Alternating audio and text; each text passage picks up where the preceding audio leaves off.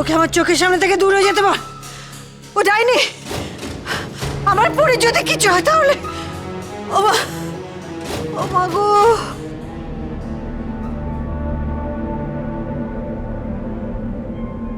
আমি কে?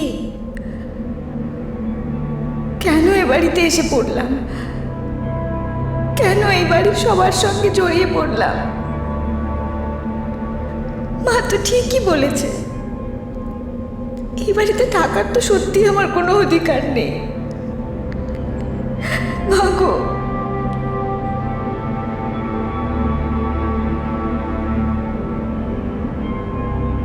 তুমি ঠিক মা। নিজের অজান্তে কখন যেন তোমাদের পরিচিত হতে শুরু করেছিলাম। আমি তোমাদের কাছ থেকে সব পেয়েছি, জানি না বিনিময় কিছু দিতে পেরেছি কিনা। তবে তোমার মনে দুঃখ দিয়ে আমি এ বাড়িতে আর থাকবো না মা। আমি চলে যাব আমি এ বাড়ি থেকে।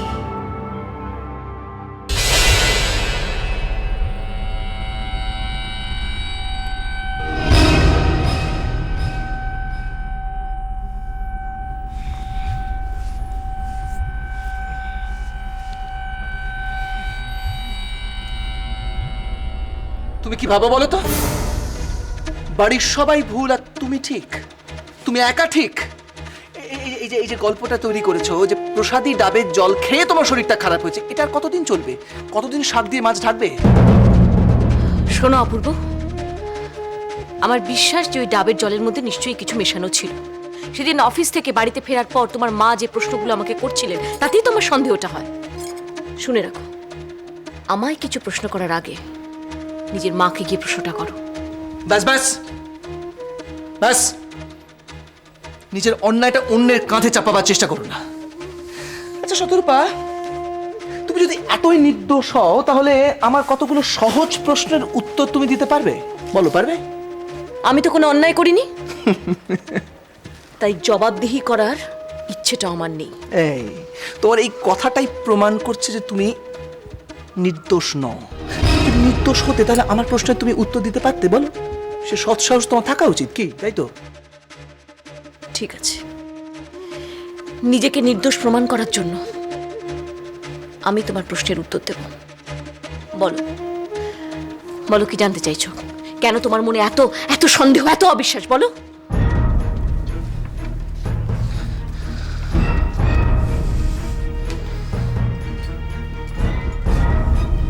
শতরূপা, আমি জানতে চাইছি যে তোমার গর্ভে কার সন্তান?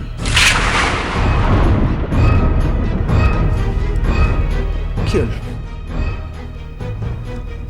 চুপ করে আছো কেন? বলো। বলেছিলে না প্রশ্নের উত্তর দেবে? হ্যাঁ, কি ভেবেছিলে?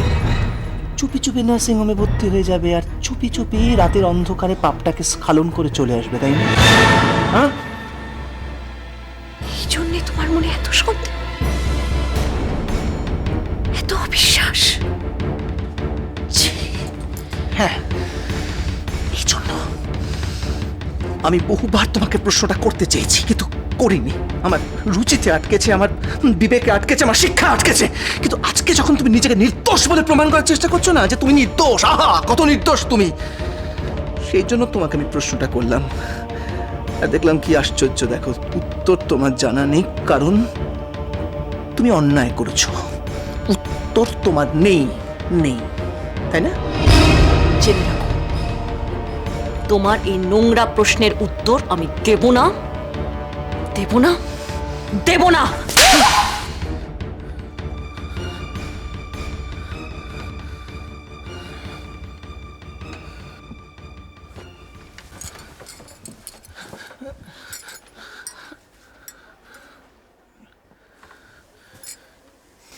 কি হয়েছে অপূর্ব? দুঃস্বপ্ন দেখেছো? হ্যাঁ, কি কি হয়েছে বলো? শতরূপা, আমি আমি দেখলাম যে আমি তোমাকে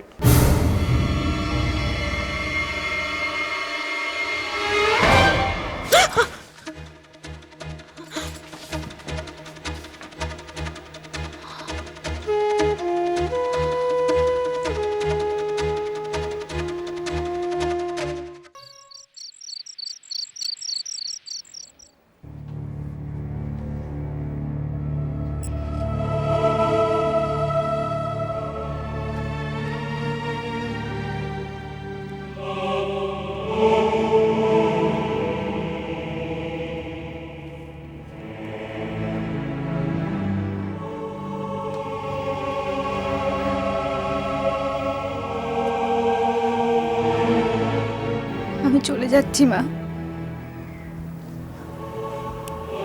সারা জীবনের মতন চলে যাচ্ছি, নিজের পরিচয় খুঁজতে। ভালো করে আমার দিকে চেয়ে দেখো তো, আমায় চিনতে পারো কি?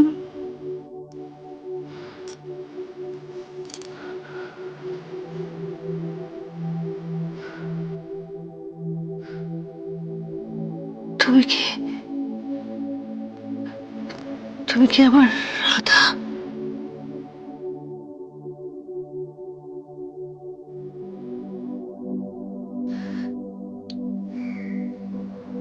আমি জানি না মা, আমি জানি না। আমায় ক্ষমা করে দাও।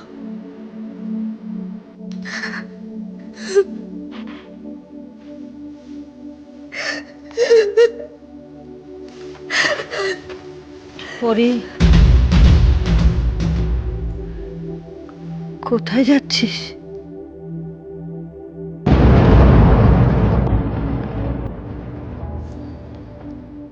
মাকে ছেড়ে চলে যাস না।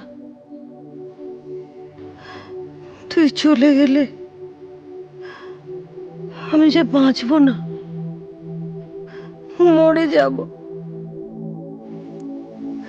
আয় আয় আমার কাছে আয়।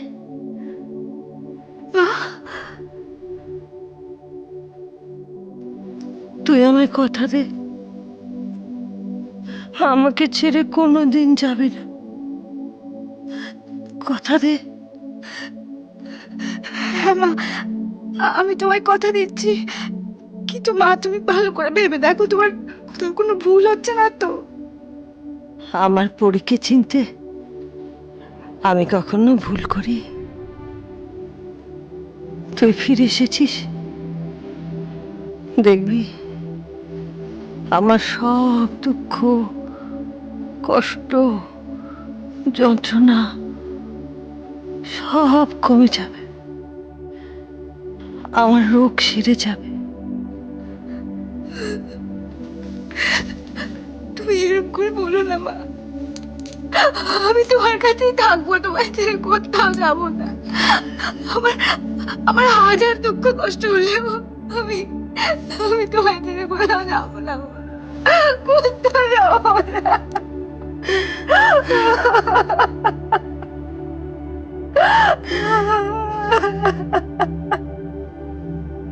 দিদিকে এ বাড়ি থেকে তাড়িয়ে অপূর্ব সুখ শান্তি সমস্ত কিছু নষ্ট করে তুমি এ বাড়িতে কিসের আশায় পড়ে আছো আমাকে বলতে পারো? আপনি যে কথাগুলো আমাকে বলছেন, এই কথাগুলোর কোনোটার জন্যই আমি কিন্তু দায়ী নই। তুমি আসার আগে এ বাড়িতে কিছু ঘটেনি। যেদিন থেকে তুমি এ বাড়িতে পা দিয়েছো সেদিন থেকে এই সমস্ত কিছু ঘটছে। কেউ যদি যেচে এই বাড়িতে অশান্তি আনতে চান, তাহলে আমি কি করবো বলুন তো? তুমি কি মনে করো এত অন্যায়ের পরেও অপূর্ব তোমাকে মেনে নেবে, তোমাকে নিয়ে সংসার করবে?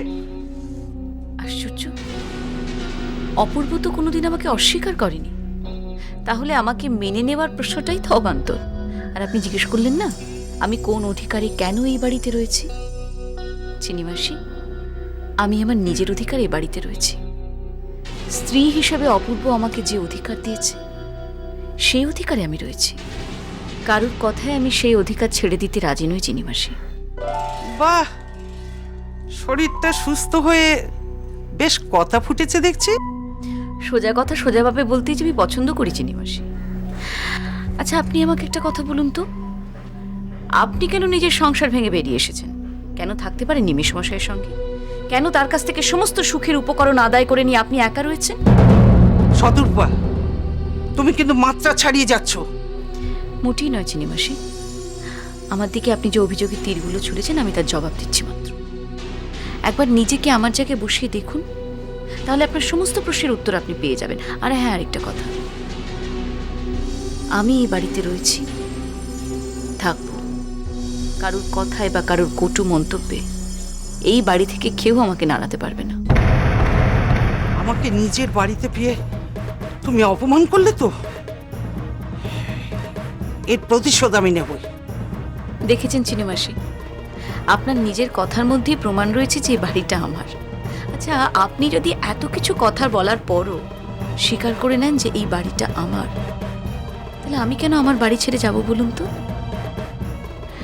যাকে কথায় কথা বাড়বে। আমার সঙ্গে দেখা করে এই সমস্ত কথাগুলো বলা তো উপলক্ষ মাত্র। আপনি যার সঙ্গে দেখা করতে এসেছেন একটু বসুন, তাকে আমি পাঠিয়ে দিচ্ছি।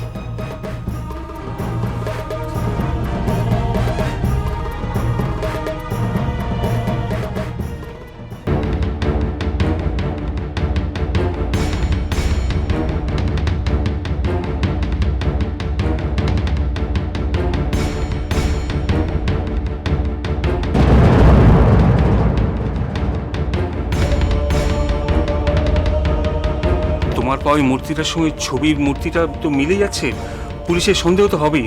তুমি যা জানো বলে দাও, এই রঞ্জিত আঙ্কেলকে সব খুলে বলো, উনি একটা ব্যবস্থা করে দেবেন। ঠিক ভুলে বলার কিছু নেই দেবাদিত্য, এটা জলের মতো পরিষ্কার। এই মূর্তিটা আমি নিয়ে যাব।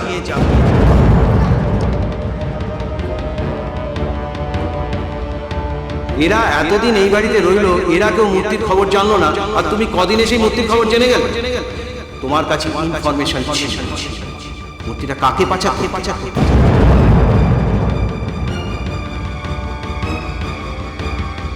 চুরি করে লুকিয়ে রাখার নাটক করে কোনো লাভ নেই। এই মূর্তি আমি নিয়ে যাবই।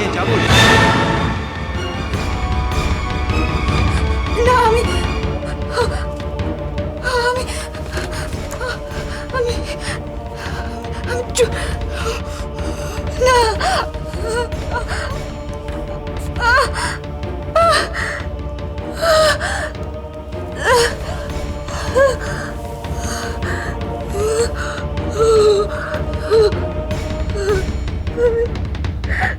আমি চুরি করিনি।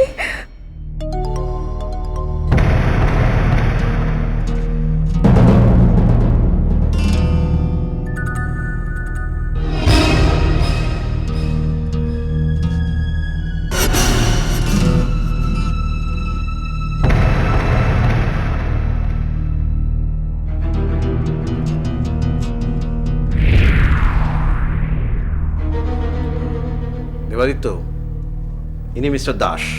প্রাচীন মূর্তির যথাযথ যাচাইয়ে ইনি ভারত বিখ্যাত। মিস্টার দাস, ইনি মিস্টার দেবাদিত্য চৌধুরী। নমস্কার। এই নাও তোমার মূর্তি, আমি একেবারে সযত্নে সিন্ধুকে রেখে দিয়েছিলাম। হ্যাঁ, দাও। সেদিন মূর্তিটা দেখে সন্দেহ হওয়াতে সিজ না করাতে আমাকে যে কত কৈফিয়ত দিতে হয়েছে।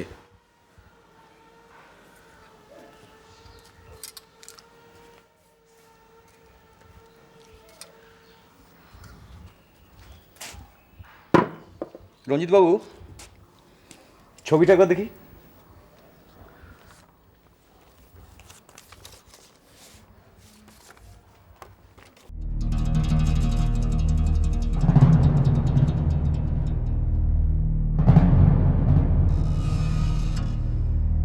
ছবি দেখে কোনো তফাতই বুঝতে পারবেন, হুবহু এক জিনিস।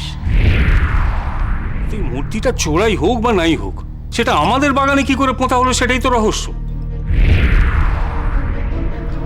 এসব জিনিস অনেক সময় চোরেরা এমন জায়গায় লুকিয়ে রেখে দেয় যাতে কারোর সন্দেহ না হয়। কিন্তু আয়না বলেছে এটা চোরাই মূর্তি নয়। তা তো বলবেই।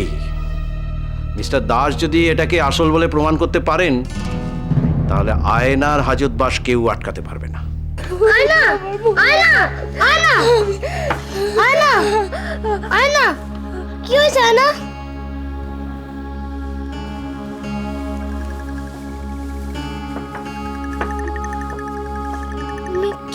কি হয়েছে তোমার? আমার কিছু হয়নি তো। তাহলে ওইভাবে শুয়ে পড়লে কেন? আচ্ছা বান্টি, বাড়িতে পুলিশ এসছে না? হ্যাঁ, তুমি জানো? পুলিশ কি বলছে রে? ঠাকুরটা দাদু বার করে দিল, নানা রকম ভাবে পরীক্ষা করছে। আমার ভোলানাথের নিশ্চয়ই খুব কষ্ট হচ্ছে। ভোলানাথ এত কষ্ট কেন সহ্য করছেন?